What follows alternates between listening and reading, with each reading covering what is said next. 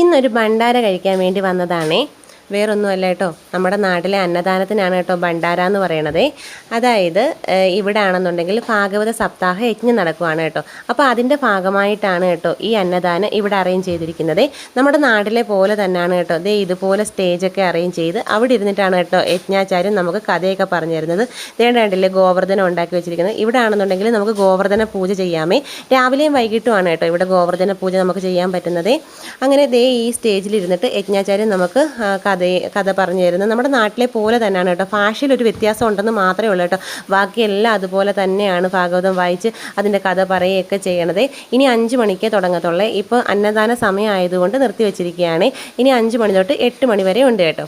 ഇതാണെന്നുണ്ടെങ്കിൽ അന്നദാനം. ഇവിടെ പൂരിയും സബ്ജിയാണ് കേട്ടോ. ചോറ് വേണ്ടുന്നവർക്ക് ചോറും ഉണ്ട് കേട്ടോ. നമുക്ക് എന്താ വേണ്ടതെന്ന് വെച്ചാൽ എടുക്കാം. ഞാൻ പൂരി സബ്ജിയൊക്കെയാണ് കേട്ടോ എടുത്തത്. അപ്പോൾ ഇതുപോലെ അവിടെ ഇങ്ങനെ അറേഞ്ച് ചെയ്ത് വെച്ചിട്ടുണ്ട് കേട്ടോ. ആർക്ക് വേണമെങ്കിലും ഇതുപോലെ പോയി നമുക്ക് വിളമ്പി കഴിക്കാമേ. ആരും നമുക്ക് വിളമ്പി തരാനൊന്നുമില്ലേ. നമ്മുടെ ആവശ്യത്തിന് നമ്മളെടുത്ത് കഴിക്കുക. അപ്പോൾ ഇന്നത്തെ വീഡിയോ ഇത്രയേ ഉള്ളൂ. Okay, by.